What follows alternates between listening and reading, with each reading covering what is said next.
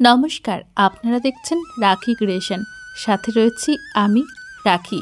রাখি ক্রিয়েশনের আরও একটি নতুন রেসিপি ভিডিওতে আপনাদের স্বাগত।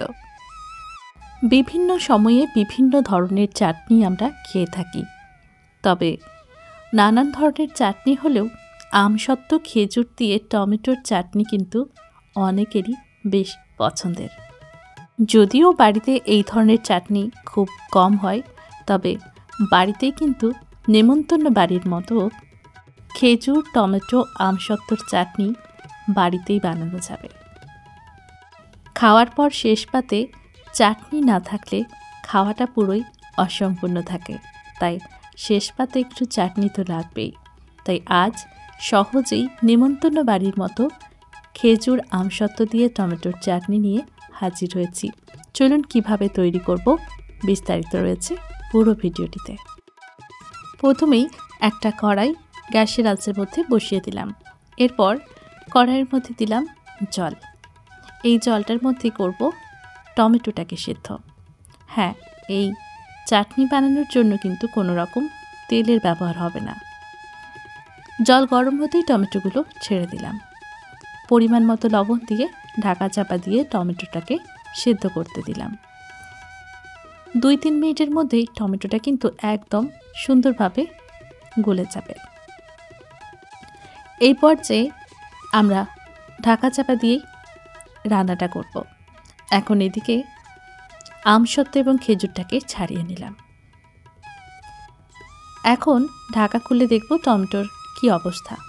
টমেটোটা এই সময় সিদ্ধ হয়ে গেছে, কিন্তু অবশিষ্ট যে জলটা রয়েছে সেটা আমরা শুকিয়ে নেব। আবারও ঢাকা চাপা দিয়ে কিছুক্ষণ রান্না করে নিলাম।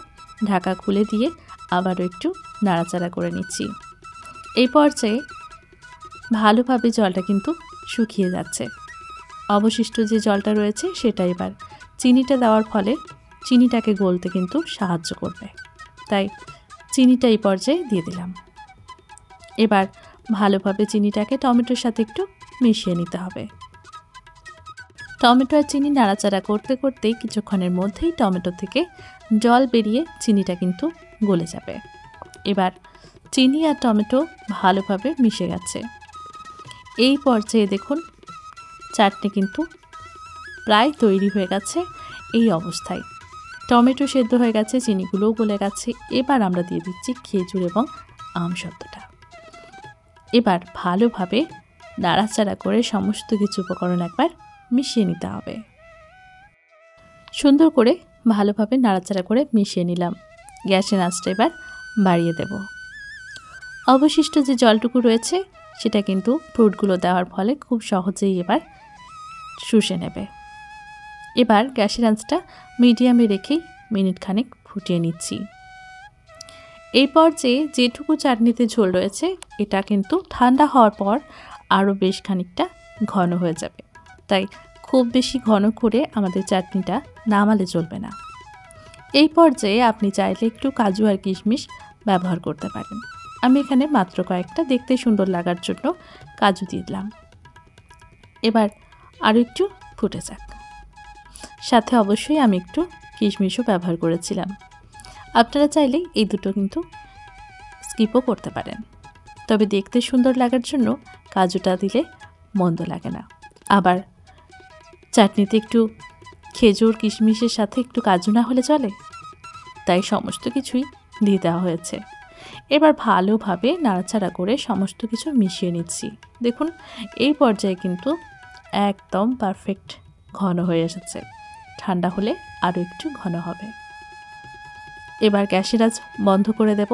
বন্ধ করে কিছুক্ষণ নাড়াচাড়া করে এটাকে হালকা একটু ঠান্ডা করে নিতে হবে। একদম ঠান্ডা করার দরকার নেই, কিছুটা ঠান্ডা হলেই আমরা দিয়ে দেব লেবুর রস।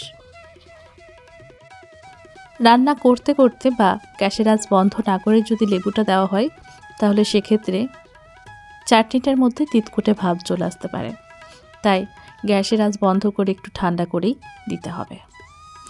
এবার ভালোভাবে একটু মিশিয়ে নিতে হবে। এই যে লেবুর গন্ধটা চাটনির মধ্যে কিন্তু থেকে যাবে, তাহলে আর লেবুর যে স্বাদটা সেটাও পাওয়া যাবে।